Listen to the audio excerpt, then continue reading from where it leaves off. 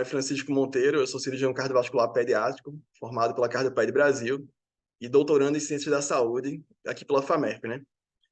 E a aula de hoje vai ser a respeito da impressão 3D em cardiopatias congênitas, que é a temática da nossa tese. Então, em relação às etapas do exame de qualificação, que fique claro o que vai ser apresentado hoje, nós vamos fazer uma breve introdução temática à impressão 3D e suas aplicações na área médica, e a avaliação crítica de 2 artigos científicos relacionados ao tema que foi desenvolvido na tese, que é a impressão 3D. Após os comentários da banca, podemos realizar também uma breve exposição da tese que foi desenvolvida. E vocês podem ver que durante a apresentação sempre vai ter um QR Code acima dos slides, que são atalhos de acesso aos documentos e materiais de apoio que foram utilizados na composição da aula. Então, vocês podem ficar à vontade para fotografar e depois acessar. Então, na verdade, a impressão 3D é um método de fabricação de objetos sólidos a partir de arquivos digitais. Existem vários tipos de impressora 3D e cada um emprega um tipo diferente de tecnologia. Então, nós temos tecnologias tão simples, onde a criação de um protótipo é realizada por meio do processo aditivo, onde um objeto é criado por sucessivas camadas de material que vão sendo depositadas, até tecnologias bastante sofisticadas, onde, por exemplo, nós temos uma impressora que tem uma câmara a vácuo e um feixe de elétrons modela as peças de metal pelo processo de fusão. E essa tecnologia é utilizada na indústria naval e aeroespacial. Temos também sistemas que utilizam laser ou usam jatos com substâncias que são capazes de alterar as características físicas dos materiais. E, na verdade, atualmente, nós temos impressoras tão grandes que podem ser utilizadas até para construir casas, né? Então, esse é onde a tecnologia alcança hoje em dia. Em relação aos materiais que podem ser utilizados, nós temos derivados plásticos, e o mais comum é o ácido polilático, que é o PLA, que é um tipo de plástico rígido. Nós podemos utilizar resinas fotopoliméricas, que são materiais flexíveis, como o silicone.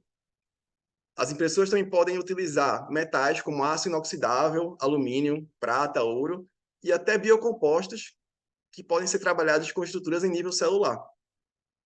Então, na verdade, a impressão 3D, como nós conhecemos atualmente, ela tem início nos anos 80, onde um pesquisador japonês chamado Hideo Kodama, em Nagoya, ele é considerado o primeiro a desenvolver um método de prototipagem rápida.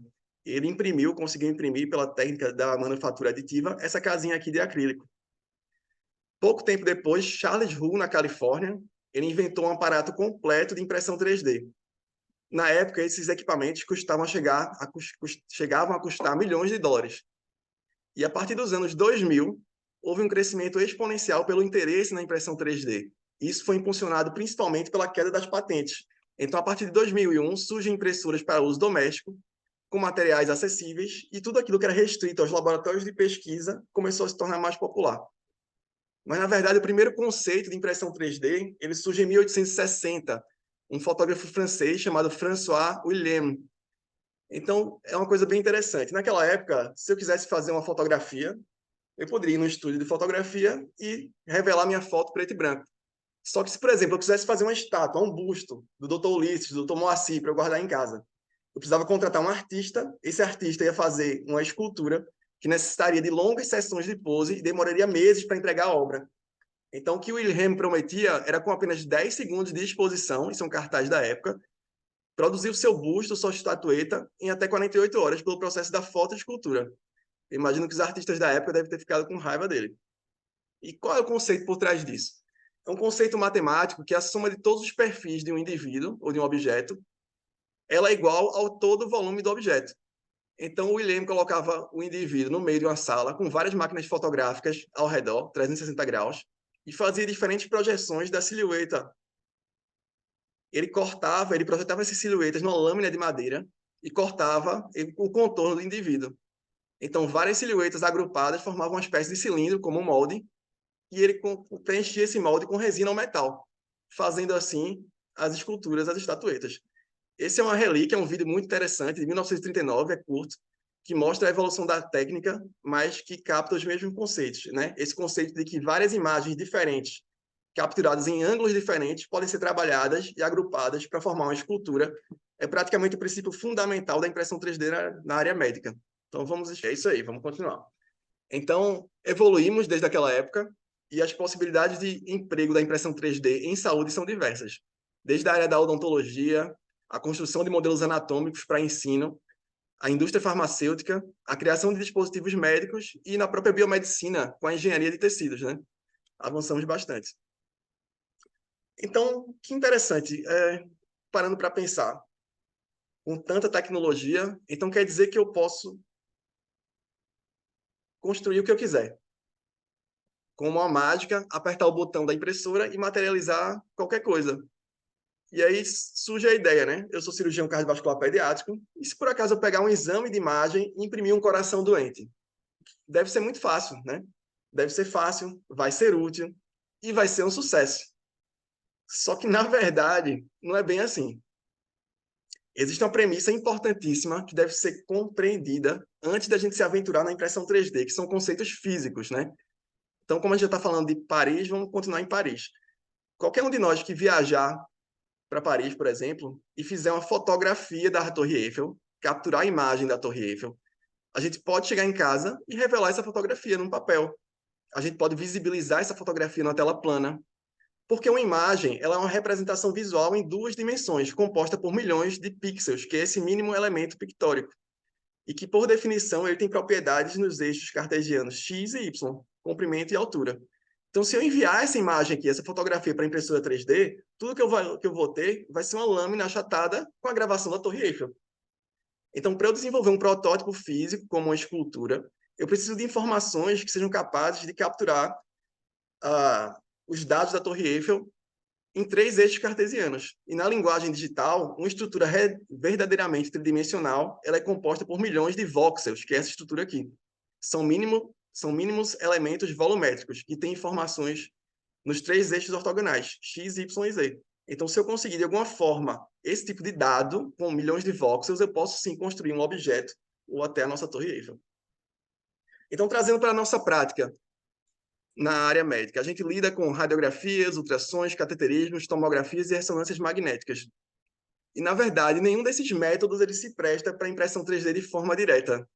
É triste, mas é isso aí.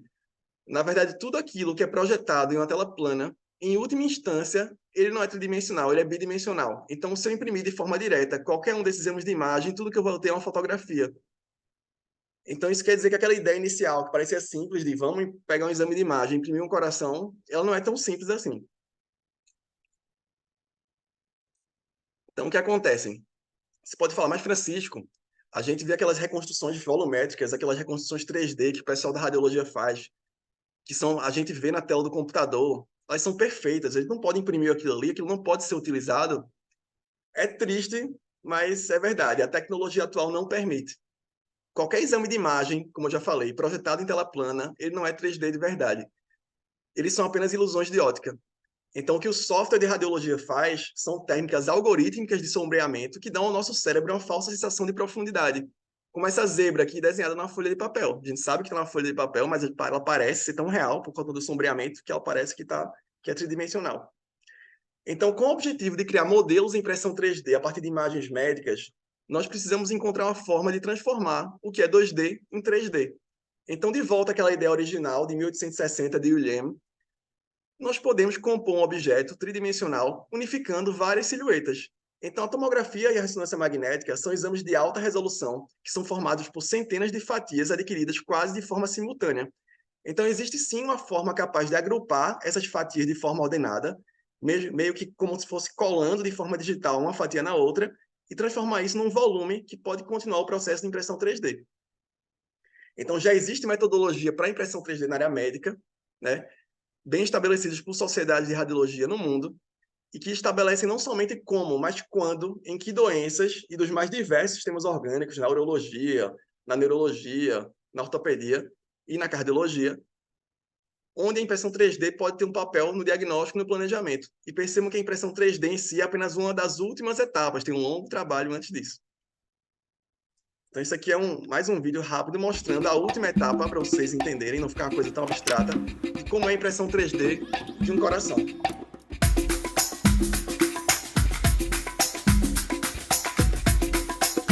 Camada por camada, com esses materiais de suporte que impedem o colapso da peça.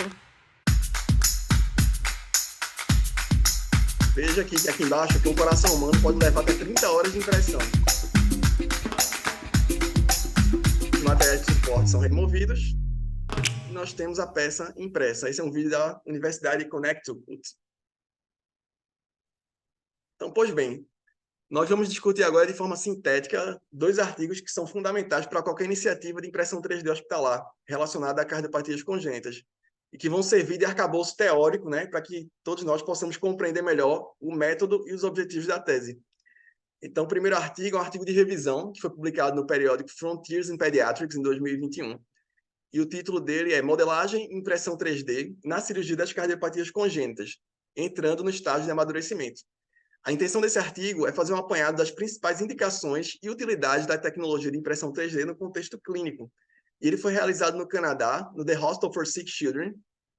E todos esses autores aqui, Shi Jong-yo, Nabil Hussain, Brandon Peel, Glenn Van Aertsen, David Barron, eles são autores importantíssimos nessa temática, né? São nomes que se repetem em qualquer pesquisa bibliográfica básica sobre o tema. Então, a justificativa do trabalho é que as cardiopatias congênitas possuem uma diversidade enorme de variações anatômicas e o tratamento adequado dessas cardiopatias necessita do entendimento dessas relações estruturais de cada doença. E a impressão 3D, ela tem características que permitem a percepção realística, propriedades tácteis que otimizam a compreensão anatômica e facilitam a comunicação da equipe. Então, o objetivo do trabalho foi discutir as aplicações, limitações e direções futuras da impressão 3D na cirurgia cardiovascular pediátrica. Então, para a gente entender qual a realidade que está sendo mostrada, o Sick Children, The Hospital for Sick Children, ele possui o próprio departamento de impressão 3D de cardiopatias congênitas. E há pelo menos 10 anos vem utilizando a impressão 3D de modelos cardíacos para auxiliar os médicos no manejo dos pacientes com cardiopatias complexas. Então, o foco primário do programa deles no Canadá são 3 eixos: clínico, educacional e de pesquisa. Então, eles têm um centro que podem fazer todas as etapas com os melhores softwares, impressoras e insumos.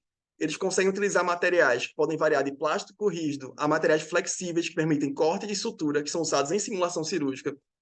A maioria das etapas de processamento são feitas de forma semi-automática, porque eles têm acesso a softwares pagos que custam um certo licenciamento anual. Eles contam com uma equipe bastante qualificada para impressão 3D, não somente com médicos, mas também com engenheiro de produção, design 3D e técnicos. E ainda assim, cada peça dura cerca de 15 a 20 horas de impressão. Então, após passar por todas as etapas e com o modelo pronto, as impressões 3D são utilizadas no âmbito clínico e no âmbito educacional. E nós vamos ver alguns exemplos que eles mostram para a gente. Então, em relação às aplicações clínicas, podem ser utilizadas na tomada de decisão e no planejamento cirúrgico. Então, isso aqui são representações da modelagem digital de uma dupla via de saída do ventrículo direito com CIV pulmonar. Esses painéis frontais, eles mostram a anatomia de superfície com um modelo completamente sólido, e os painéis médio-laterais, a imagem negativa, né, vazada, que é capaz de replicar a anatomia endocárdica. Essas peças elas podem ser impressas também, elas são modelos verdadeiramente digitais, e podem originar um protótipo físico na palma da mão, que pode ajudar bastante no planejamento. Outra aplicação clínica é a própria simulação cirúrgica. E quando eu falo simulação cirúrgica, nesse momento não para treinamento, mas pela possibilidade de realizar a cirurgia com diferentes técnicas antes de operar a criança e avaliar qual melhor se aplica. Então, por exemplo, aqui a gente tem uma síndrome de Hagib, que é uma veia cava superior esquerda persistente com o seio coronariano destelhado, causando shunt direita e esquerda. E nós temos aqui várias possibilidades cirúrgicas que foram testadas. Os modelos foram impressos em silicone, daqueles que podem ser cortados e suturados. E aqui na primeira imagem, na primeira opção, nós temos a interposição de um conduíte entre a veia cava superior esquerda e a veia cava superior direita, com a ligadura na base da veia cava superior esquerda. Nós temos aqui no painel 2 a anastomose direta da veia cava superior direita na veia cava superior esquerda, sem material protético. Na terceira opção, a tunelização intratrial da veia cava superior esquerda até a desembocadura do seio coronário pelo teto do ato esquerdo. E aqui outra opção, a tunelização pelo assoalho do ato esquerdo. Depois de treinarem e avaliarem todas essas possibilidades, a escolhida foi a tunelização pelo teto do ato esquerdo. Nós ainda podemos utilizar a modelagem digital para o planejamento de retalhos cirúrgicos, né? Nos fechamentos de defeitos intracardíacos. Então, aqui é um modelo digital de CIV, onde a gente tem a face ventricular direita exposta e o defeito exposto, né? É interessante usar essa imagem para reforçar o seguinte: todo exame de imagem ele possui limitações que são referentes ao método. E a gente sabe que a tomografia e a ressonância magnética elas uma excelente definição das válvulas cardíacas, né? Isso seria melhor trabalhado pela ecocardiografia. Só que a ecocardiografia é um ultrassom. Ela utiliza um feixe linear. E a forma de armazenamento de imagens para utilizar na impressão 3D ainda é um desafio. É muito difícil usar ecocardiografia, inclusive o eco 3D, na impressão 3D. Então, nesse caso aqui, geralmente essas estruturas valvares elas são adicionadas graficamente para referência. Isso até lá no SickKids. Então, continuando. Outras aplicações agora educacionais na impressão 3D na área médica é a possibilidade de impressão de protótipos com materiais flexíveis, né? Então, o pessoal do SickKids, eles têm um curso de treinamento online em que você encomenda o protótipo cirúrgico e você recebe a mesa e esse modelo de tórax e junto com a webcam você recebe um treinamento e onde sua performance é avaliada em tempo real. E essas impressões feitas em silicone, elas são capazes de serem cortadas e suturadas e você pode ter um treinamento cirúrgico num ambiente controlado, capaz de reproduzir toda a mecânica manual e sem riscos ao paciente. Isso é fantástico no treinamento dos residentes e dos fellows. Mais uma aplicação educacional é a impressão 3D de modelos patológicos, né? Então aqui a gente tem um defeito septo atrioventricular, uma transposição de grandes artérias, uma hipoplasia do coração esquerdo impressa em silicone. E aqui o reparo cirúrgico realizado, um duplo plet, um defeito do septo AV, uma operação de jatênia, uma transposição de grandes artérias, e o nódulo sano, uma hipoplasia do coração esquerdo, na forma de criar uma enciclopédia cirúrgica institucional. E esses modelos eles podem ser levados à UTI e otimizam bastante o handover, né? A comunicação com a equipe interdisciplinar na chegada do paciente. E ainda existe a possibilidade de utilização educacional para pacientes e famílias. Então, existem modelos que são trabalhados para ser visualmente confortáveis e destacando defeitos específicos que podem ser utilizados para a educação dos familiares e até mesmo dos próprios pacientes. Então, aqui um modelo de transposição de grandes artérias e, mais uma vez, uma operação de switch arterial. Então, em relação a limitações e direções futuras, os autores colocam que faltam evidências objetivas, obviamente, em ensaios clínicos, para provar melhores resultados com a utilização da impressão 3D, mas eles acreditam que com o melhor preparo pré-operatório do paciente, com a maior qualidade do procedimento cirúrgico, isso poderia ser traduzido em menor tempo de clampeamento, menor tempo de sec e benefício ao paciente. O processo de modelagem, impressão 3D, ele ainda é longo, é um trabalho, digamos assim, bastante demorado e de alto custo, e existe uma dificuldade importante na reprodução das válvulas cardíacas e aparatos de tensão ainda. E os autores acreditam que no futuro breve vão haver melhorias nas tecnologias de imagem, impressão e nas propriedades físicas de materiais, que os custos serão cobertos pelas companhias de seguro e sistemas de saúde, e eles colocam ainda a bioimpressão 3D como um avanço. E quando a gente fala de bioimpressão 3D, eu falo de preparados celulares hidrogéis que podem ser utilizados como biotinta para desenvolver tecidos. Então, já existem em alguns centros, grandes centros no mundo, serviços que armazenam células do cordão umbilical da criança. Então, por exemplo, a criança nasceu com a CIV, a gente vai corrigir daqui a 9, 10 meses do nascimento. A gente não vai corrigir com PET de pericardo bovino, com Dacron ou com PTFE. Essa criança vai fazer um exame de imagem, vai ver o tamanho e a forma da CIV e vai projetar um PET. Vamos cultivar as células desse cordão umbilical, criando um preparo celular, que são as biotintas com biomoléculas, e na hora da correção, a CIV vai ser corrigida com um PET totalmente biocompatível com as próprias células do paciente. Isso porque eu ainda não falei para vocês de impressão 4D, que é uma coisa para outra aula em outro momento. Então, veja só, a gente está falando do The Hospital for Sick Children no Canadá, que tem todo o arsenal tecnológico, softwares, recursos humanos, materiais, instalações de última geração, tudo. Mas será que a impressão 3D é algo que só pode ser realizada em centros com disponibilidade ilimitada de recursos? E aqui eu trago essa charge. Os dois rapazes aqui conversando e um falando, a gente pode comprar impressão 3D, mas a gente vai ter que começar a imprimir os nossos próprios clientes para poder pagar essa impressora. E aí é que entra o segundo artigo. O título do artigo é Modelos acessíveis, ou pode ser lido como de baixo custo, de cardiopatias em impressão 3D. Esse artigo foi publicado no periódico Frontiers in Cardiovascular Medicine em 2021 e é um estudo observacional transversal onde os autores utilizam várias estratégias com o intuito de minimizar o custo final desses modelos e, ao mesmo tempo, manter um alto padrão de qualidade. Esse estudo foi realizado no Hospital Universitário Virgen del Rocío, em Sevilha, na Espanha. Também são autores com grande contribuição na área da impressão 3D. Israel Valverde, Gomes Siriza, são nomes também que se repetem.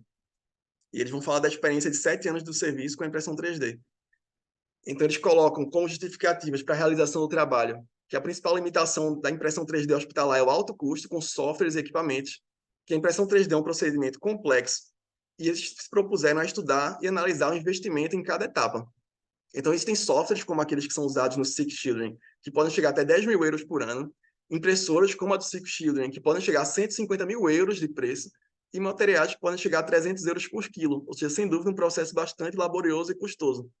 E o objetivo dos autores foi relatar a experiência da instituição usando a tecnologia 3D com estratégias acessíveis e de baixo custo e analisar todos os fatores técnicos e econômicos que estão envolvidos em cada etapa da manufatura das peças.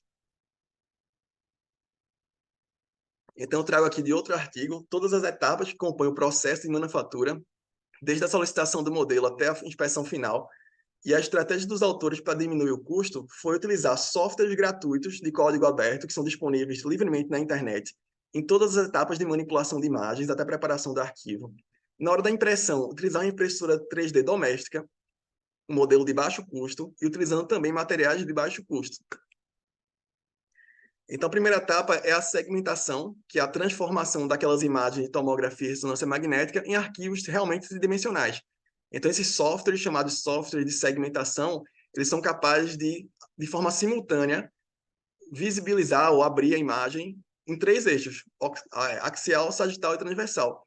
E de forma, digamos assim, manual, e alguns softwares de forma semiautomática, essas áreas de interesse são selecionadas e começam a construir aquele nosso modelo verdadeiramente digital que pode seguir para o processo de manufatura das peças. Então, essa segmentação, esse processo, ele é bastante facilitado quando a gente tem acesso aos softwares que trabalham de forma semiautomática. Só que esses softwares eles custam até 10 mil dólares por licença anual, certo? Então, existem outras opções alternativas na internet, gratuitas, de código aberto. São softwares que são menos automáticos do que os outros, dão um pouco mais de trabalho, mas já foi mostrado que eles têm a capacidade semelhante na segmentação de volumes. Então, eles são tão efetivos quanto os softwares pagos e podem ser utilizados. Em relação à otimização da malha, depois que a gente consegue fazer aquela transformação 2D em 3D, nós estamos aptos a inserir o arquivo em softwares de design digital. O que é isso? São os mesmos softwares que são utilizados na indústria de animação, para fazer filmes, Toy Story, aquela coisa. E nesses softwares, a gente pode corrigir os artefatos de imagem, áreas de baixa resolução, corrigir imperfeições, suavizar estruturas, cortar, destacar, editar, fazer o que a gente quiser para depois realmente imprimir. Então, existem softwares, mais uma vez, que são licenciados, que podem ser caríssimos, como o Mimix Innovation, com a licença anual de mais de 10 mil dólares, 10 mil euros por ano. E também existem alternativas gratuitas disponíveis na internet, que também são igualmente eficientes. A última etapa do processo, antes da impressão, é o que a gente chama de laminação, ou fatiamento. Lembrem que a impressora 3D ela trabalha imprimindo em diversas camadas. Então, ela obedece a comandos de impressão. Então, o fatiamento é esse processo de dividir em centenas de camadas e adicionar a parâmetros de impressão para finalmente o arquivo ir para a impressora. Então, algumas impressoras possuem seus próprios programas que são ligados à compra da impressora e também existem opções gratuitas na internet. Então, todos esses softwares gratuitos que podem ser utilizados na manufatura da peça foram utilizados nessa estratégia dos autores. Em relação à tecnologia de impressão 3D, existem impressoras 3D tão caras, acima de 150 a 200 mil euros, que são aquelas que imprimem com alta precisão e com materiais um pouco mais sofisticados, mas a tecnologia mais acessível e mais comumente utilizada é a FDM, que é a modelagem por deposição de filamento termoplástico que é fundido, que é a base das impressoras domésticas. Ela é comumente usada para impressão 3D na área doméstica e também se mostra bastante confiável. E essa foi a impressora que eles utilizavam. Eles compraram a impressora 3D de 1.500 euros. A impressora que eu comprei para fazer nosso laboratório de impressão foi R$ 4.500. Então, utilizando softwares internos de código aberto e que são capazes de imprimir com materiais rígidos e flexíveis. Então, foi um estudo descritivo, transversal, mostrando a experiência de 7 anos de serviço, e vários países da União Europeia solicitam impressões 3D que são devolvidas aos centros de origem. E foram analisados os tempos de segmentação, design digital, impressão 3D, todas as etapas da manufatura, e análise estatística com as variáveis expressas em média de desvio padrão. É interessante que eles calcularam o custo com o pessoal, a hora trabalhada, baseado na legislação do país deles, que é a Espanha. Então, eles calcularam 35 euros por hora para os médicos, 26 euros por hora para os experts em design, 13 euros por hora para os técnicos, né? E em relação a resultados, de 2013 a 2020, eles publicaram que até a época era a maior série de impressões 3D de cardiopatia congênita. Foram 138 corações que foram impressos. 60% desses foram utilizados para planejamento cirúrgico, cerca de 35% para planejar intervenções por cateterismo e 5,2% para simulação de intervenções. A taxa de sucesso na impressão 3D foi de 55%. Então, veja só, para imprimir 138 corações, eles tiveram que iniciar o processo 251 vezes. Isso num centro com grande experiência. E por quê? Porque acontece, e é bastante comum, o entupimento do bico de extrusão da impressora, o descolamento da peça da mesa aquecida, falhas de impressão de estruturas que são salientes ou sobreposição de estruturas. Imagine que você está lá no 10 horas de impressão e de repente acontece isso, né? Você chega em casa, está a impressora lá com esse macarrão inteiro aqui. Realmente, se eles têm 55% de taxa de falha num centro com grande experiência, imagine o trabalhão que a gente tem. Mas é isso aí, vamos ser fortes. Então, analisando as etapas de fabricação, ele evidencia aqui o tempo de segmentação, o tempo de design digital e o tempo de impressão, o tempo de limpeza. Então, a etapa que consome mais tempo é a impressão, uma média de 13 horas, pode chegar até 42 horas. Isso depende do tamanho do coração, se for um coração adulto, um coração de criança. E o custo total foi de cerca de 85 euros por modelo. Os maiores custos que eles avaliaram foram os custos relacionados à segmentação e design digital. Por quê? Porque aqui é onde entra o fator humano, a hora trabalhada de cada indivíduo, né? Todos os fatores associados à manufatura em si, os materiais, os insumos, a impressora, o custo dos softwares, eles tiveram pouco impacto, porque essa foi a estratégia do trabalho, utilizar recursos de baixo custo. Então, as aplicações clínicas no serviço do Hospital Del Rocio, eles utilizaram para planejamento cirúrgico. Aqui é uma dupla via de saída do ventrículo direito. A gente tem a visão interna do ventrículo esquerdo aberto e a possibilidade do PET para avaliar a capacidade de tunelização VS e V aorta. E eles consideraram também impressão 3D em transposição de grandes artérias, em doenças com fisiologia univentricular, em grandes defeitos septais, síndrome de heteroataxia, entre outras situações. Interessante que eles também utilizaram esses modelos para planejamento e simulação. Então, aqui, simulação de procedimentos intervencionistas. Então, eles construíram um simulador baseado numa bomba de fluido pulsátil conectado ao modelo 3D. E eles simularam aqui o implante transcatéter de uma válvula pulmonar num paciente que tinha uma grande dilatação do ventrículo direito. Eles também utilizaram essa estratégia de simulação para treinamento de procedimentos intervencionistas em fechamento de CIA, anuloplastias mitrais percutâneas, implantes de válvula aórtica, entre outros. Então, nesse trabalho, os autores apresentaram informações detalhadas de como implementar um laboratório de impressão 3D de cardiopatias congênitas de baixo custo, né? Então, o uso de softwares com licenciamentos comerciais, se a gente fosse utilizar aquela estratégia mais cara, impactaria num grande valor adicional, cerca de 10 mil euros por ano, com o uso de softwares licenciados, e até 100 mil euros para comprar impressoras mais caras e mais sofisticadas, sem falar dos materiais. Então, eles conseguiram essa economia. Então, quando a gente tem uma cadeia de manufatura, uma cadeia de produção 3D, a gente tem que estudar um pouco de engenharia de produção. Cada fator desse que influencia na manufatura de um protótipo, de um objeto ou de um produto, ele é chamado de fator de produção.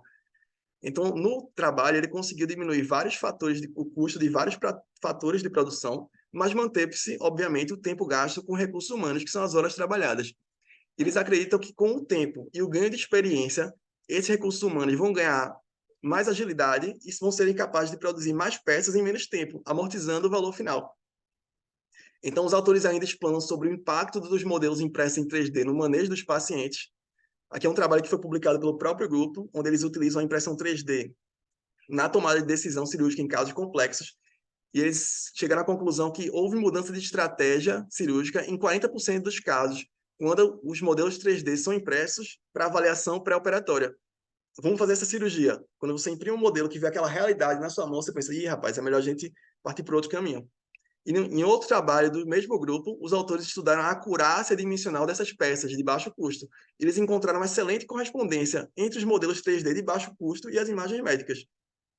Então, Os modelos 3D eles podem se tornar realmente uma ferramenta essencial para os cardiologistas e cirurgiões no planejamento de casos complexos, e os autores demonstraram que é possível imprimir, sim, modelos de cardiopatia congênita em impressão 3D, né, economicamente acessíveis e com alta qualidade. Isso aqui, para descontrair um pouco, é uma empresa americana, mas também existem algumas empresas no Brasil que fazem isso. Eles conseguem pegar o desenho, o rabisco da criança e transformar em pelúcias. Isso é bem legal. E é mais ou menos uma analogia à conversão 2D para um protótipo 3D no mundo real. Então, nós fizemos a introdução temática da área da impressão 3D, a avaliação crítica de 2 artigos científicos, e a gente pode fazer agora uma breve exposição da tese que foi desenvolvida. Então, a nossa tese desenvolvida foi modelos de impressão 3D de cardiopatias congênitas, potenciais aplicações no ensino da cardiologia e da cirurgia cardiovascular pediátrica, orientado pelo professor doutor, meu mestre, Dr. Luiz Alexandre Crote. Nós sabemos que a cardiologia e a cirurgia cardiovascular pediátrica são áreas que demandam um profundo conhecimento anatomopatológico, né? E a compreensão das cardiopatias congênitas é bastante heterogênea. A gente tem uma variedade de profissionais de áreas interdisciplinares que se comunicam e se correlacionam para tratar as crianças. E muitas vezes o entendimento não ele é bastante heterogêneo. E, de fato, cada doença possui uma ampla morfologia. Segundo o Código Internacional de 2022, e que foi agora publicado de forma definitiva no Congresso Mundial de Washington, as cardiopatias congênitas chegam até ter 367 diagnósticos e variantes. Ou seja, realmente, para compreender isso tudo é complicado. Mas qual é a melhor forma de aprender? A melhor forma de aprender é com contato direto. Você poder observar, tocar, sentir. E a realidade, nos principais, na verdade, na maioria dos centros no mundo inteiro, principalmente no Brasil, é que o acesso aos espécimes durante o ato cirúrgico ou no laboratório de patologia são experiências muito limitadas ou não estão disponíveis, né? Será que é só o cirurgião que tem essa capacidade de visibilizar aqui? Será que é só quem tem que está no INCOI, tem a doutora Vera Aiello, um laboratório de patologia que pode segurar na mão um coração desse? A gente está utilizando todo o nosso potencial de aprendizagem para aprender cardiopatias congênitas? Será que aquelas estratégias habituais, com livros, texto, exames de imagem em tela plana, utilizam todo o nosso potencial? Já foi mostrado que as estratégias educacionais que utilizam modelos físicos são superiores às demais estratégias, principalmente nos quesitos aquisição de conhecimento espacial e retenção de conhecimento a longo prazo. E também já foi demonstrado que os modelos de cardiopatias congênitas impressos em 3D, elas podem atuar como facilitadores do entendimento não somente dos profissionais de saúde, mas também de pais e cuidadores. Isso é bem interessante.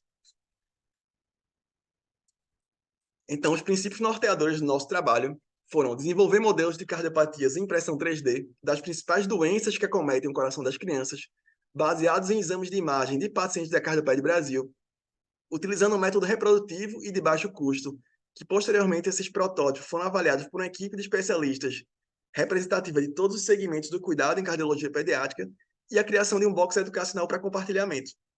Então, essas doenças as doenças impressas, elas foram definidas tanto pela possibilidade de coleta de exames de imagem no arquivo da Cardiopé Brasil, quanto pela definição da prevalência mundial das cardiopatias. Então, nenhuma criança foi submetida a um exame de imagem específico para o estudo, mas nós utilizamos imagem do acervo institucional de crianças menores de 2 anos, que foram, durante a sua investigação, submetidas à angiotomografia. Então, o trabalho foi realizado em 2 etapas. A primeira etapa foi o desenvolvimento dos modelos, passando por todas aquelas etapas que nós já discutimos. A aquisição de imagens é a primeira etapa, nós adquirimos do acervo da radiologia pediátrica do HCM. Na etapa de segmentação, nós utilizamos um software gratuito brasileiro chamado Invesários, e esse é um exemplo de uma conexão anômala total de vias pulmonares intracardíacas na sua conversão digital do 2D para o 3D. Posteriormente, o conteúdo digital proveniente do processo anterior ele foi otimizado nesse software também gratuito chamado Autodesk Mesh Mixer, que também é utilizado na indústria do cinema. Nós fizemos o máximo para tornar esses modelos visualmente agradáveis, mas com o mínimo possível de manipulação para preservar as características anatômicas de cada doença. Então, esse aqui, por exemplo, é um modelo de síndrome do coração esquerdo hipoplásico, com ventricúleo esquerdo pequenininho, um tronco pulmonar que dá origem ao canal arterial e desce com a aorta descendente e uma aorta ascendente hipoplásica. Na terceira etapa, a de laminação e fatiamento, onde a gente tem aquelas centenas de fatias que vão levar à impressão 3D, também utilizamos um software gratuito chamado Prusa Slicer, disponível livremente na internet, e adicionamos a configuração dos parâmetros de impressão. E esse é um exemplo de troncos arteriosos logo antes de ser preparado para a impressão. A impressora 3D que foi utilizada foi uma impressora também FDM doméstica, utilizando um material termoplástico rígido chamado PLA, que é esse que está aí com vocês. Isso aqui é o laboratório que foi criado, digamos assim, num quarto da minha casa. E, durante todo o processo de impressão, a próxima etapa é a remoção dos resíduos, dos suportes, né, e dos resíduos do processo de manufatura. Então, foram desenvolvidos 12 modelos de impressão, 12 modelos de doença, comunicação interventricular, comunicação interatrial, tetralogia de Fallot, transposição de grandes artérias, defeito do septo atrioventricular, coarctação da aorta, síndrome do coração esquerdo hipoplásico, atresia tricúspide, atresia pulmonar, conexão anômala total de vias pulmonares, troncos arteriosos e interrupção de arco aórtico. Então, aqui, por exemplo, é o modelo de conexão anômala total de vias pulmonares. A gente vê as artérias pulmonares entrando as artérias pulmonares, mas vê as vias pulmonares emergindo na via vertical em direção descendente ao sistema porta, né? Esse é um modelo bastante bonito, que tem o coração, tem o fígado. Esse é o modelo de troncos arteriosos tipo 1, e a gente teve que utilizar uma estratégia bastante sofisticada para conseguir projetar tanto a válvula do modelo de troncos quanto o defeito do septo, mas isso pode ser explicado na tese depois, que a gente tem uma válvula troncal com 4 folhetos, um trato da via de saída comum, um troncos arteriosos tipo 1, e um tronco pulmonar sai daqui do vaso troncal. Então, esse é o conjunto de modelos desenvolvidos. E, num segundo momento, foi constituída uma equipe de especialistas e os avaliadores, que inclusive estão presentes, o Dr. Carlos Demarque, o Dr. Moacir Godoy, a doutora Marina Rodeiro. Eles apreciaram esses protótipos e responderam um questionário referente tanto aos modelos em si, quanto às potenciais aplicações desses modelos no contexto educacional. E foi avaliada a possibilidade desses modelos serem aplicados em diferentes grupos, não somente profissionais de saúde e residentes ou estudantes de graduação, mas também para familiares e cuidadores. Então, posteriormente, eles foram acondicionados em forma de box, e eu convido a todos vocês a brevemente conhecer os resultados da tese na apresentação e manipular e apreciar esses protótipos que foram desenvolvidos. Na verdade, esse projeto ele começou com a inquietação, que foi, às vezes, perceber que o entendimento não está sendo pleno por todos aqueles que se envolvem no cuidado da cardiopatia congênita, mas ele é finalizado com um propósito que é ajudar a fomentar a educação em cardiologia e cirurgia cardiovascular pediátrica no Brasil. E para realizar esse projeto, essa tese, teve importância absoluta uma rede de apoio com vários profissionais. Doutora Marina Rodeiro, da radiologia pediátrica, Dr. Raimundo Francisco, da cardiologia pediátrica, Carlos Costa, que está com a gente, que é um biomédico, técnico de cardiologia, Lina Mai, Ricardo Gameiro, que é design 3D, Alessandro Queiroz, várias pessoas que participaram desse projeto. Como a impressão 3D está revolucionando a cirurgia cardíaca, né? Então, isso aqui é um vídeo da Universidade de Wisconsin, em que um cirurgião vai falar um pouco para a gente. Acho que a última coisa que eu quero mostrar, e vou dar o play aqui para vocês verem, quais são as possibilidades da impressão 3D em relação à cirurgia em si, a como é que a gente pode ajudar as crianças de forma prática. Joseph had a broken heart. And this guy was determined to fix it. Over the course of my career, I've done over 1,000 open heart surgeries in children with congenital heart disease. This was one of the most complicated cases he'd ever seen. His body could only work so long with that kind of a heart. Joseph's parents had a decision to make. He might be able to have this really risky surgery, but yet a life-changing surgery for him. To fix his heart, they needed a new approach. So they made an exact copy.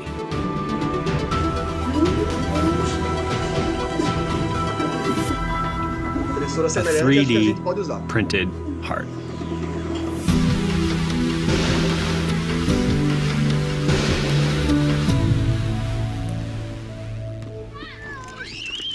Lori and Ryan love kids. It's a party here every day.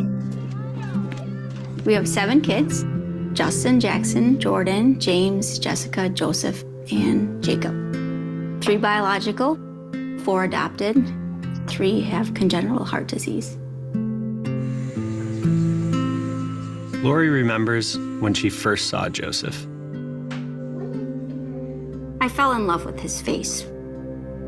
We knew right away he had a severe congenital heart disease. He had already had 2 surgeries in China. At some point, his heart would peter out and he would need a new heart. So they found out he was a candidate for a pretty risky type of heart surgery, something called a biventricle repair. If the surgery was successful, he wouldn't need a future heart transplant. He could keep his repaired heart forever. Failing to prepare is preparing to fail. In our field, is even more critical. So this is Dr. Anagnostopoulos, Dr. A for short. Every patient is different. The margin for error is small due to the patient's size. Dr. A said Joseph's heart was one of the most complicated he'd ever seen. He had 5 different things that were abnormal. 1. There were a couple of big holes inside his heart. 2. There was a valve that was abnormally formed. 3. The great arteries leaving the heart were flipped. 4. The veins were coming to the wrong side in the upper chambers of the heart. And 5. His heart, rather than looking to the left side, he was looking to the right side. Enter the 3D printer. It has been thought as the ultimate visualization technique. This is Alejandro. He's a researcher at the University of Wisconsin-Madison. Visualization is a key factor for surgeons before they do surgery because they are going to face something that they have only seen in 2 dimensions when they see an image. Here we're looking at Joseph's heart. We start by acquiring high-resolution images of the heart. We then generate a model using 3D printing. So having a model like this that you can print cheaply allows surgeons to do all kinds of things. You see here we cut out the front part of the heart in order to be able to see inside. They can actually look inside. They can print the exact size or blow it up. They can hold it in their hands. And Dr. A did all of this before Joseph's surgery. Believe me, I spent a lot of hours looking at the model and preparing for that surgery. You kind of feel like an athlete or musician who's about to perform. You get into the zone. So that's how I approach it. You get locked in, you get in the zone, and you try to get the job done. They had kind of 3 stages that Dr. A had to do throughout the surgery. And we knew this going into the surgery. If each step went well, he would complete the 5-vent repair. You know, we kind of celebrated as each step went. We knew we were one closer to the full repair.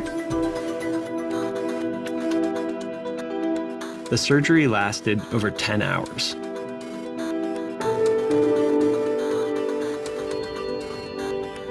Joseph's surgery was a success.